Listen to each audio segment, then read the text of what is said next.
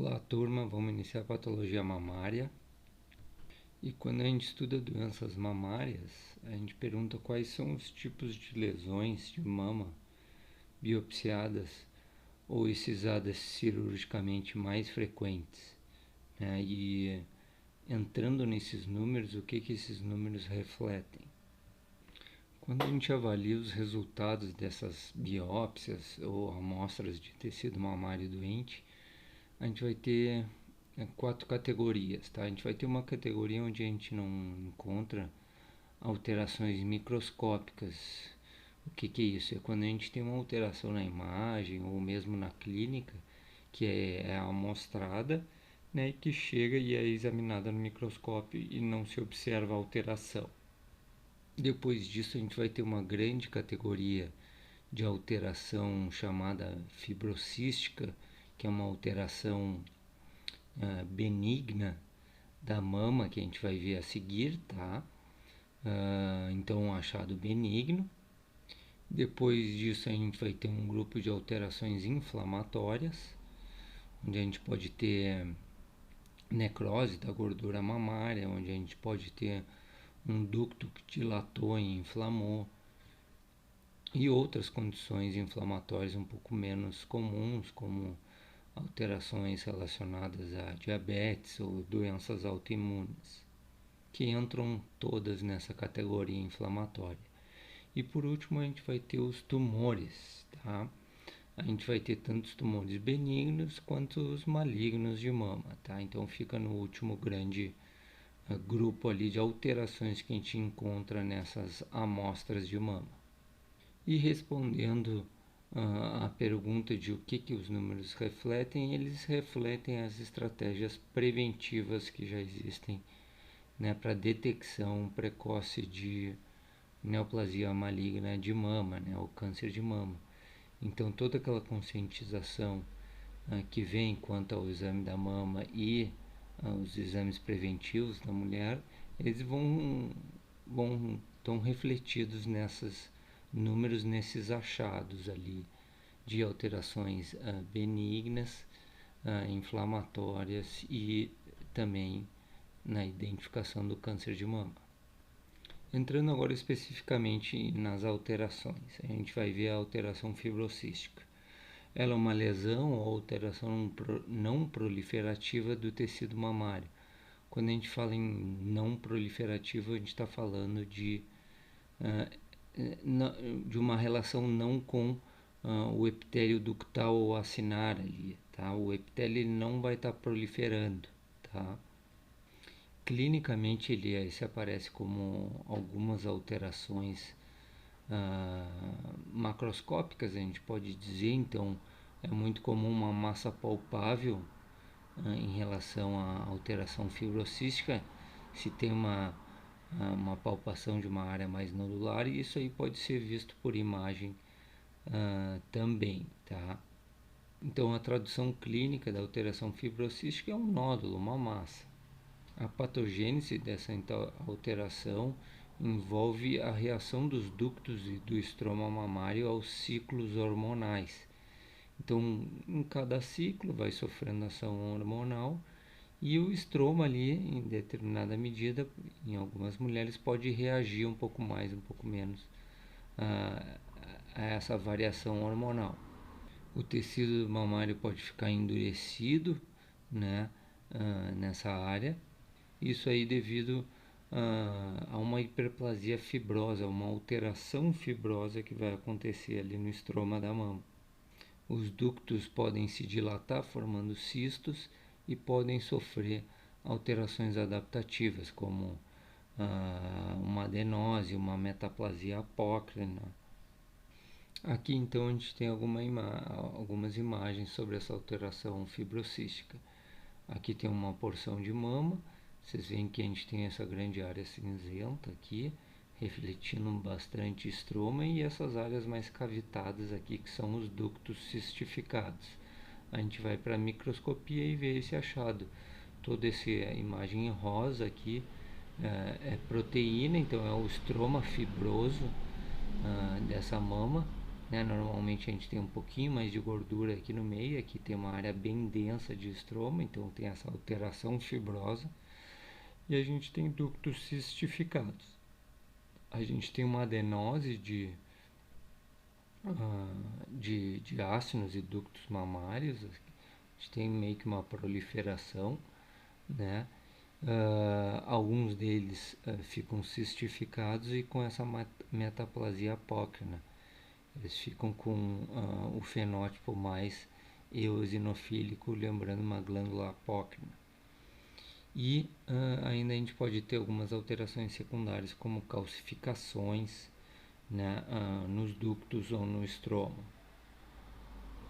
Uma outra alteração que pode acontecer na mama é a lesão mamária proliferativa sem atipias, tá? Uma lesão proliferativa, a gente já está falando de proliferação dos componentes do estroma e dos ductos, tá? Dentro dessa entidade, a gente enquadra a hiperplasia epitelial usual, a adenose esclerosante, o papiloma ductal, ou papilomatose, quando a gente tem mais de um papiloma, a hiperplasia fibroadenomatosa. Muitas dessas alterações podem formar uma massa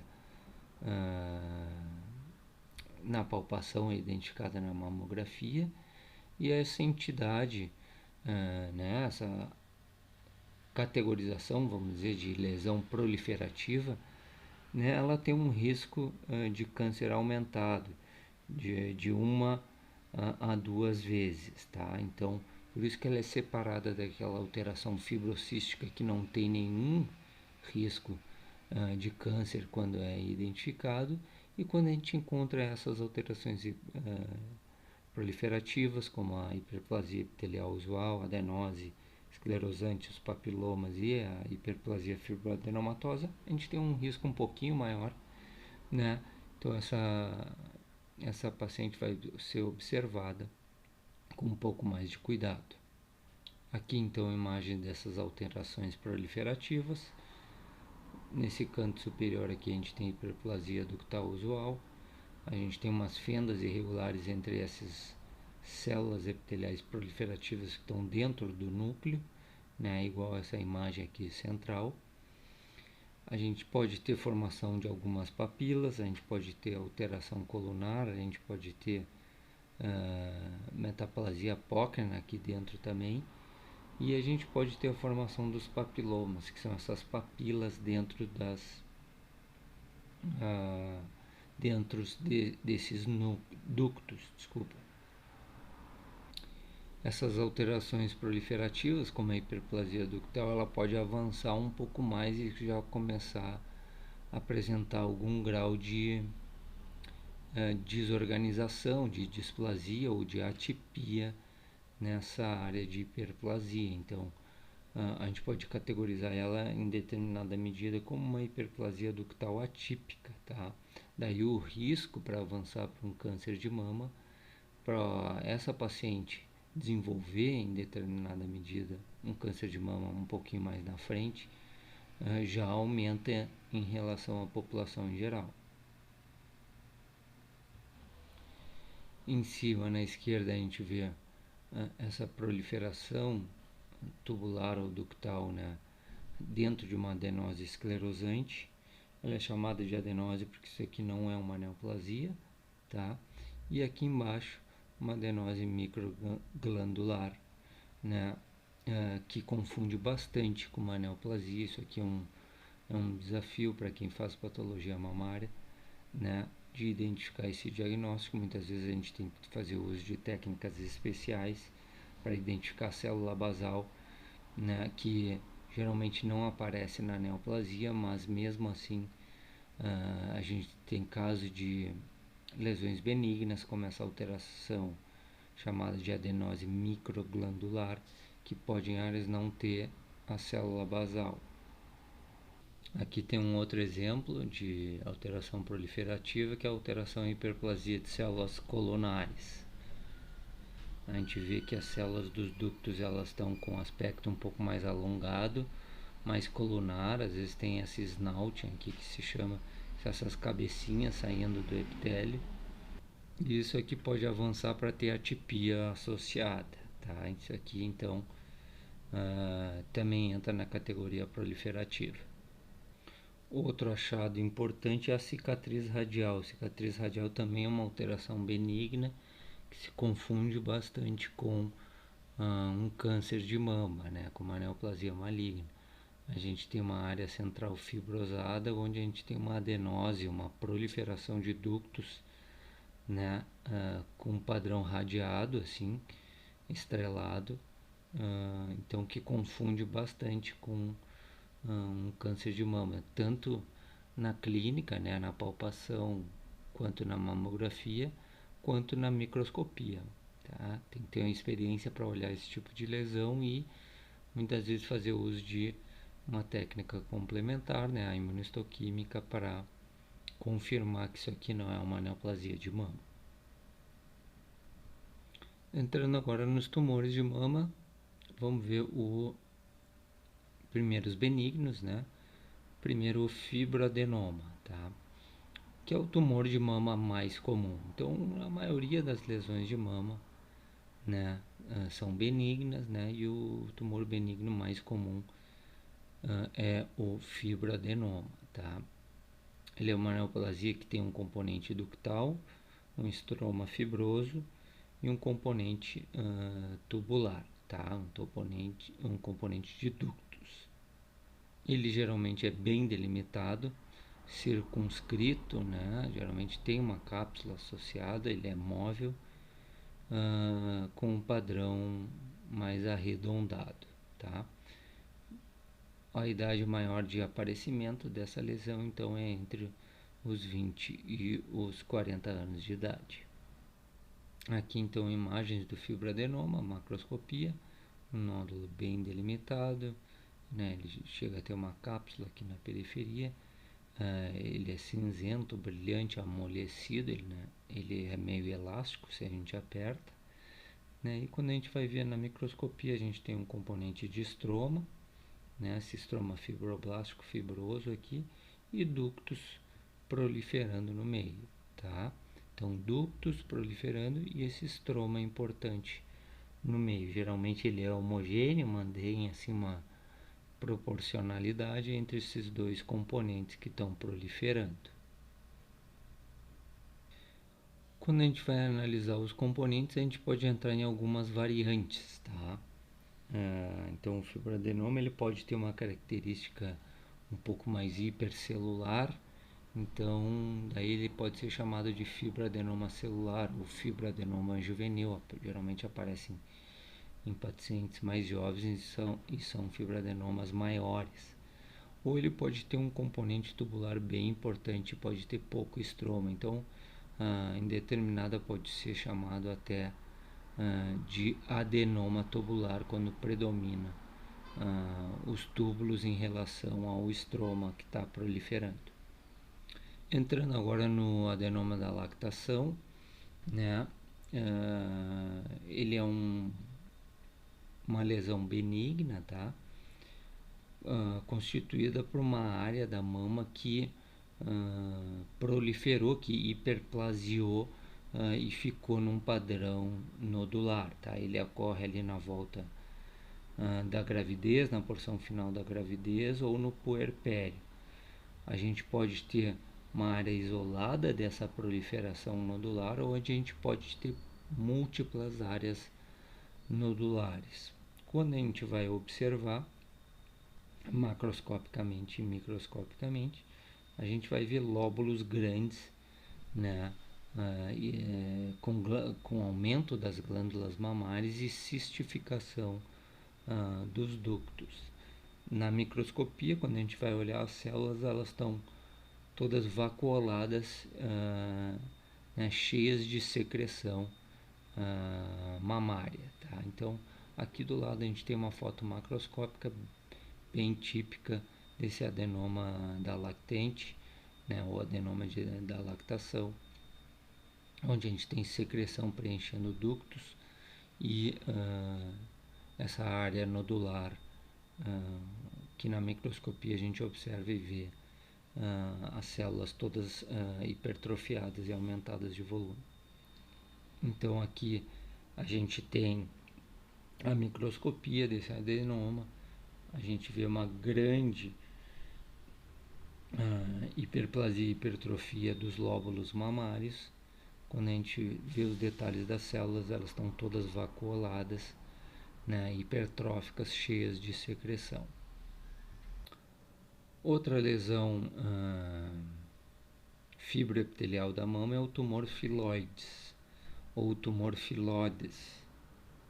Ele é um tumor semelhante ao fibroadenoma, né? Ele tem um componente ductal e ele tem um componente estromal, mas ele tem uma complexidade maior, né? Até tá descrito no nome dele, o filos, o filoide, vem de parecer com uma folha, tá? Ele tem uma grande hipercelularidade do estroma, que em determinada medida, em alguns graus, vai ter atipias e células se dividindo, ou seja, em mitose.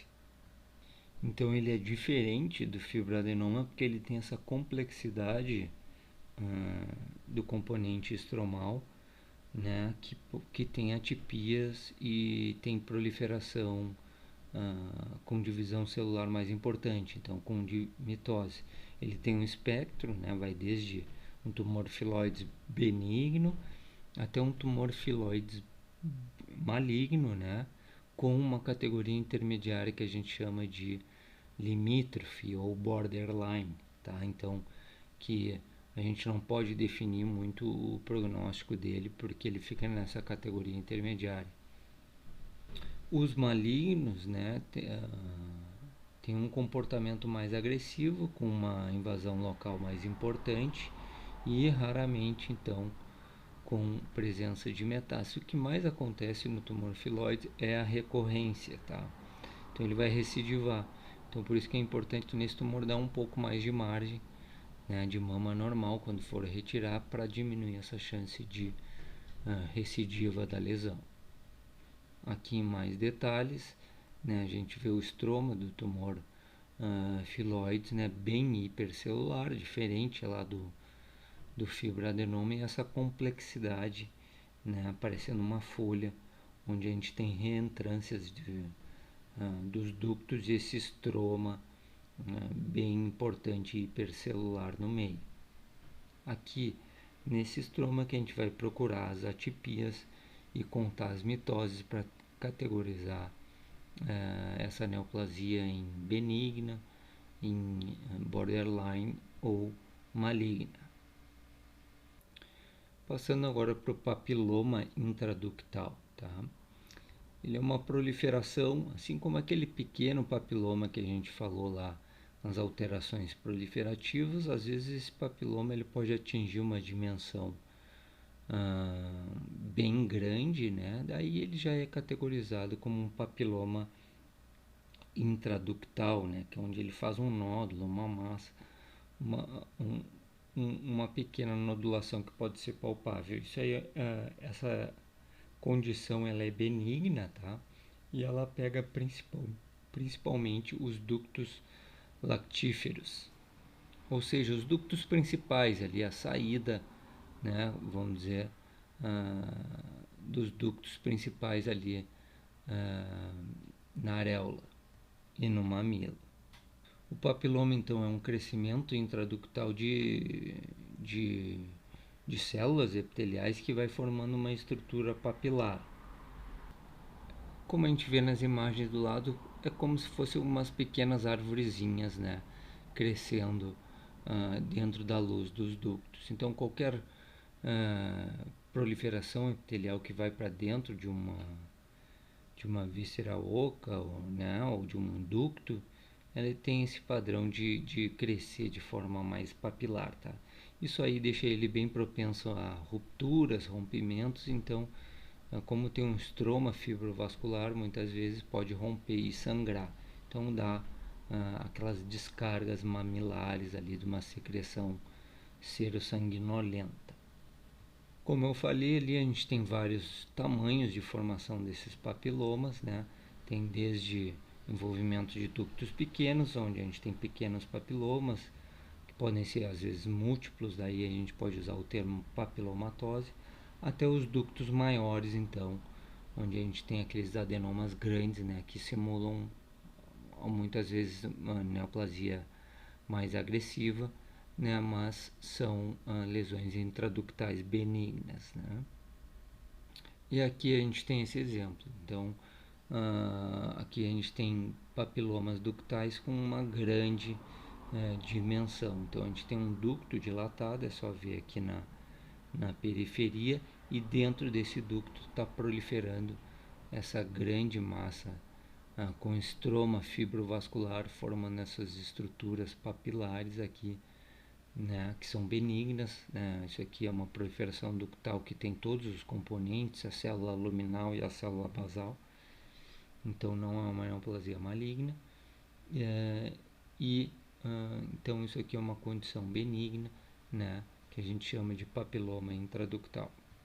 Aqui um outro cenário, um cenário mais de papilomatose, que a gente chama, onde a gente tem múltiplos papilomas envolvendo vários ductos, tá?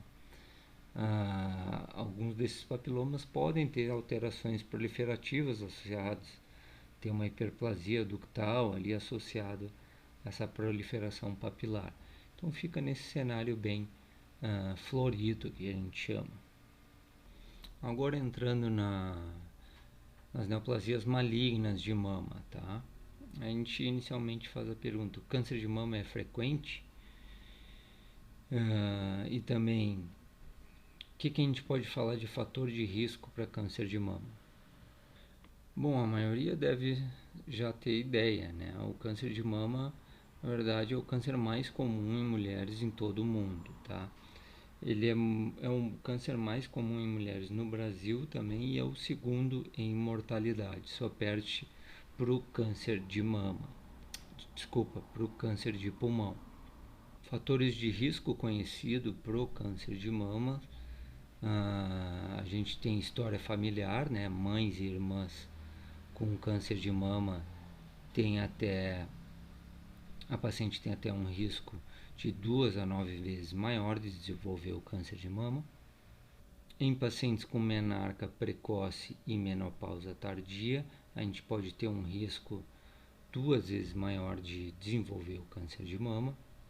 A gravidez parece ter um efeito protetivo, né, para desenvolver o câncer de mama. Então, pacientes que têm uma gravidez tardia, né, não tem aquele efeito protetor, vamos dizer, da lactação, então tem um risco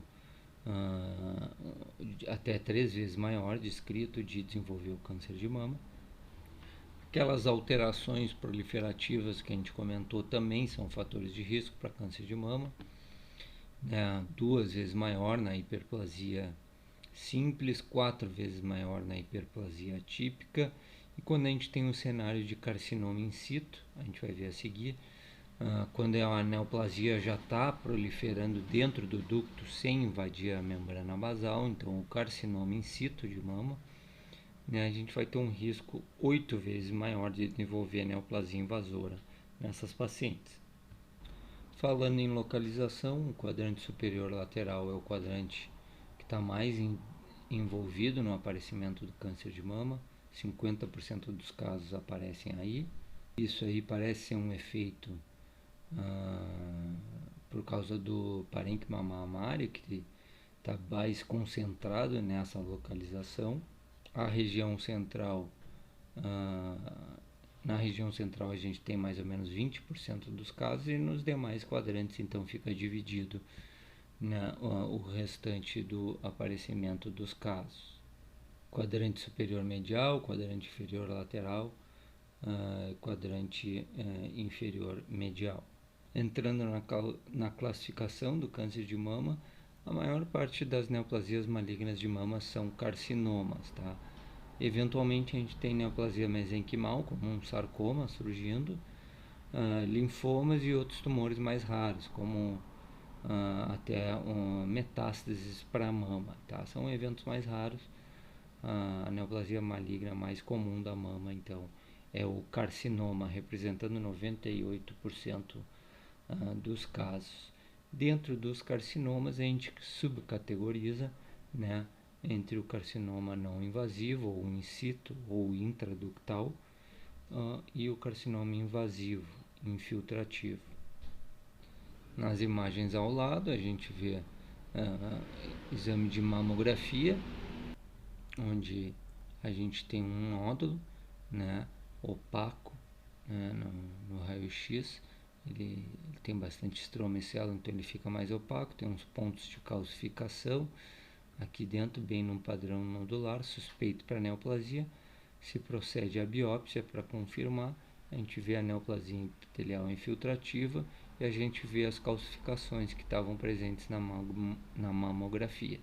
Então, isso aqui é o processo diagnóstico, né, do câncer de mama: identificar ou palpar um nódulo, uma massa, biopsiar para confirmar que é uma neoplasia. Aqui falando de carcinoma intraductal ou carcinoma in situ, né, representa a fase pré-invasiva do câncer de mama. Tá? É aquela neoplasia que está contida dentro do núcleo, que está contida pela membrana basal, né, que reveste todo epitélio que a gente tem. Tá? Então, antes dessa neoplasia ter o fenótipo de invadir esse estroma aqui e ter chance de dar metástase, ele tem uma fase que a gente chama de carcinoma in situ, onde ela está contida dentro da membrana basal do ducto, então não tem chance ainda de dar metástase. Muitas vezes, clinicamente, ela pode ser inaparente, né, não aparecer, mas eventualmente pode ter alterações aparecendo na mamografia. Muitas vezes o diagnóstico de carcinoma in situ é um dos primeiros diagnósticos a serem identificados nas pacientes com doença mamária. E a gente tem uma problemática com esse achado, porque a gente não tem nenhum fator preditivo que funciona em 100% dos casos que pode nos dizer qual carcinoma in situ, né, que vai avançar para carcinoma de mama. Já se sabe que alguns não avançam, né, mas, por exemplo, os carcinomas de alto grau, né, que a gente pode graduar esse carcinoma in situ, os de alto grau, que tem uma grande atipia nuclear e muitas vezes tem necrose, cerca de 40% desses casos, né, progridem para um carcinoma invasor com o passar do tempo. Tá? Os de baixo grau é numa menor percentagem, mas ainda podem progredir. Então, todos esses carcinomas, né, in situ, eles são potencialmente tratáveis, né? Eles são tratados. A gente tem algumas categorias de carcinoma in situ, a gente pode subtipar em ductal ou lobular in situ, né? O ductal é o mais frequente, a gente gradua ele, né? Aqui é um carcinoma intraductal de alto grau, tem numerosas atipias nucleares, mitose e necrose dentro do ducto, então isso aí traduz um grau elevado. E a gente tem o carcinoma lobular in situ, que é um pouco menos frequente, tá? E a gente divide também o lobular in situ em clássico e mais pleomórfico. O clássico é mais de baixo grau e o pleomórfico é de alto grau. Uma característica do carcinoma lobular in situ é que muitas vezes ele traduz um risco bilateral, né? Ele aparece de forma bilateral em pacientes.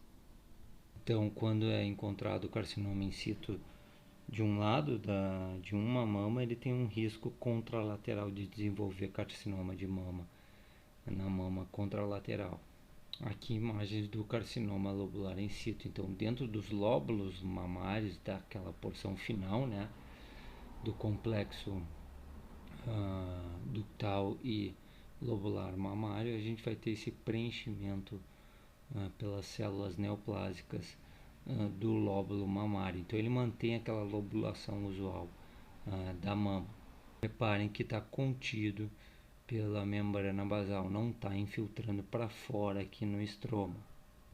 O câncer de mama tem uma classificação, tá?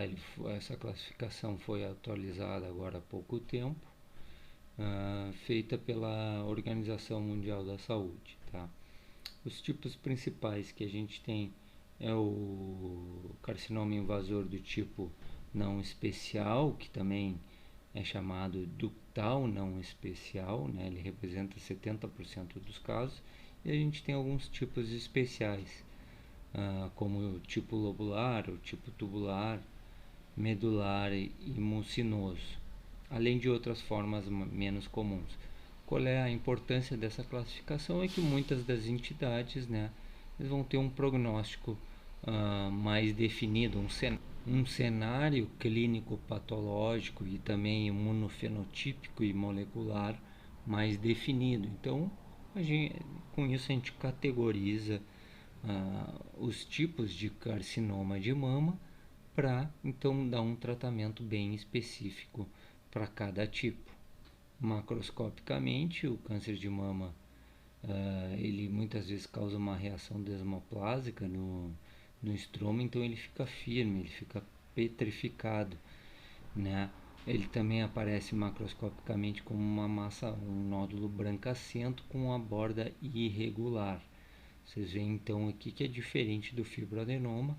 Aqui a gente tem umas espículas crescendo, né? E esse tumor ele é firme quando a gente vai palpar, tá? Muitas vezes ele pode causar retração na pele, né, e no mamilo. Muitas vezes se infiltrar a pele, o derma, invadir vaso linfático, ele pode dar aquele efeito de casca de laranja na pele. Então a pele fica rugosa, espessa. E também ele invade a mama normal e a gordura né, da mama. Então ele invade para o estroma. Pode ainda então invadir vasos e nervos dentro da mama. Aqui a microscopia do carcinoma infiltrativo da mama, daquele padrão mais típico ductal não usual ou sem outra especificação. Então a gente vê aqui glândulas neoplásicas infiltrando o estroma. Aqui a gente vê nitidamente um padrão infiltrativo, né? E essas glândulas infiltrando o estroma da mama. Se a gente aproxima e olha bem para as células, a gente vê atipias, células com várias formas, vários tamanhos, nucléolos evidentes, mitoses, né? Tudo isso traduzindo atipia, né? Que aparece em neoplasias malignas. Outra condição que pode aparecer na mama é a doença de Paget da mama, tá? O que é a doença de Paget? É quando surge uma neoplasia in situ ali dentro dos ductos da mama e eles têm uma extensão intraepidérmica lá para o mamilo ou areola da mama, tá? Então a pele mamária ela fica alterada, ela fica hiperemiada, ela fica com esse aspecto que a gente vê aqui no mamilo, né? Granuloso, alterado, traduzindo essa proliferação intraepidérmica, né, de uma neoplasia que surgiu no ducto da mama. Então, quando isso acontece, a gente chama de doença de Paget mamária. Por baixo, então, dessa doença de Paget, a gente vai ter geralmente um carcinoma in situ, mas eventualmente a gente pode ter carcinoma invasor também da mama. Dentro daqueles subtipos de carcinoma de mama, a gente tem alguns tipos histológicos com prognóstico favorável, tá? A gente tem o carcinoma tubular, que é formado por túbulos angulados bem diferenciados com baixo grau nuclear. Esse é um carcinoma de ótimo prognóstico. A gente tem o carcinoma mucinoso, tá? Um tumor com muco extracelular bem abundante. E a gente tem o carcinoma medular, tá? Esse é um carcinoma bem contraditório, vamos dizer, porque na morfologia é esse que está aqui nessa imagem do lado. Ele aparece como uma lesão bem feia, mas no prognóstico dele, ele geralmente tem um prognóstico um pouco melhor quando comparado ao tipo ductal não usual. Então aí, eventualmente, está traduzindo uma resposta imune maior, já que esse tumor tem um estroma linfóide associado bem importante. Aqui a gente tem imagens do carcinoma tubular, então uma neoplasia que forma túbulos, né, com baixo grau nuclear. É isso que a gente usa para graduar o câncer de mama, né? A formação de túbulos, o grau de atipia nuclear e a quantidade de mitose. Aqui embaixo, então, a gente tem o carcinoma mucinoso, a gente vê lagos de muco aqui e as células neoplásicas no meio desses lagos de muco. Agora a gente vai falar do outro subtipo especial que é bem importante, é o carcinoma infiltrativo tipo lobular. Essa neoplasia se acredita que ela se origina mais da porção distal do lóbulo mamário, já que ela é geralmente constituída por células pequenas, redondas, que têm um padrão de infiltração mais, vamos dizer, targetoide e em fila indiana, né? A gente vai ver as imagens a seguir. Ela tem um prognóstico semelhante ao tipo não especial, tá? Quando elas estão no mesmo estágio, mas ele tem um grau, né, de acometimento bilateral um pouco maior. Então, quando a gente tem diagnóstico de carcinoma lobular, a investigação da mama contralateral sempre tem que ser feita. E está aqui o padrão de infiltração lobular, é aquela mais em fila indiana. As células vão formando fileiras umas com as outras e vão crescendo na volta, geralmente dos lóbulos mamários. Então, a neoplasia são essas células isoladas crescendo aqui no estroma, infiltrando a gordura aqui, e aqui está o carcinoma in situ lobular associado a essa invasão aqui do estroma do carcinoma lobular infiltrativo. Então está aqui uma prova de evolução, né, do carcinoma in situ para o carcinoma invasor da mama. Aqui o subtipo, aquele do carcinoma lobular, a gente tem o clássico, que é aquele que eu estava mostrando anteriormente, esse aqui é o pleomórfico. Então são células pleomórficas isoladas infiltrando o estroma, é uma neoplasia de alto grau, né, da mama. Falando em metástase de carcinoma de mama, a gente vai ter a metástase locorregional para linfonodos axilares, né? Todo o câncer de mama invasor ele vai ser investigado a axila para dar o prognóstico da paciente, para definir tratamento, né? Então vai ser a pesquisa do linfonodo sentinela. A gente vai corar aquela área tumoral e vai esperar aquele corante ou um radioisótopo, né? Para ser identificado pela medicina nuclear, o linfonodo que vai captar esse radioisótopo ou esse corante, e daí ele vai ser investigado para ver esse linfonodo que captou o primeiro da cadeia da axila, vai ser investigado para ver se tem metástase, né? Isso aí vai influenciar no prognóstico do paciente e também no tratamento. As metástases à distância, então, as mais frequentes são no pulmão, fígado, osso, glândula adrenal e sistema nervoso central. E quais são os fatores prognósticos importantes no câncer de mama? O principal é o estadiamento, né? O estadiamento é aquele clássico TNM, onde a gente vai traduzir o volume de tumor na paciente, né, para estadiar, então o tamanho, quantidade de metástases em linfonodos e a presença de metástase à distância. Outro fator prognóstico é a quantidade de carcinoma in situ associado. Quanto maior, melhor, que daí vai traduzir uma menor quantidade de neoplasia invasora. Então, o tamanho da neoplasia invasora é muito importante. O tipo histológico, a expressão, então, de receptores hormonais. Aqui a gente tem um adendo que em todos os cânceres de mama a gente vai fazer o estudo imunofenotípico desse câncer, a gente vai saber quais proteínas estão sendo expressas pelo tumor.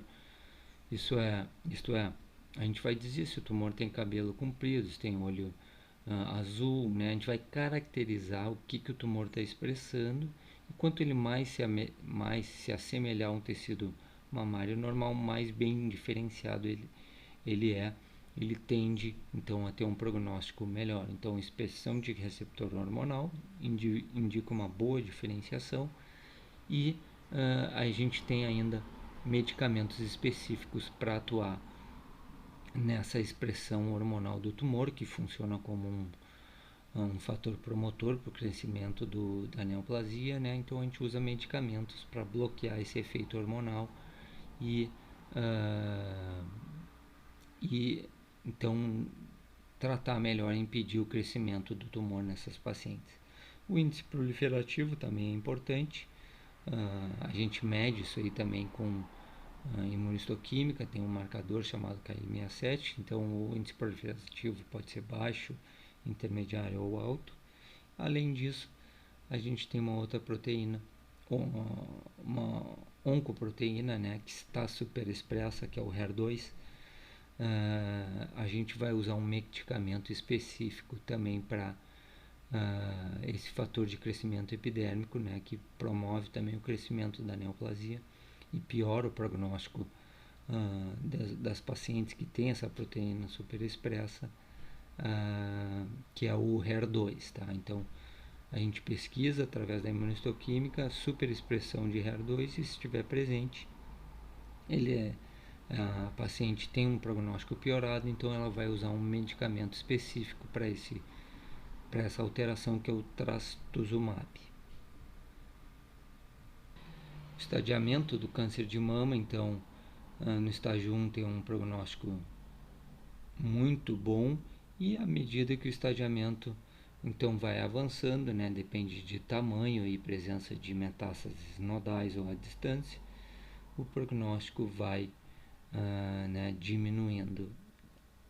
Mas o importante é que todo câncer de mama tem que ser acompanhado a longo prazo, que algumas vezes, né, metástases tardias podem acontecer no câncer de mama.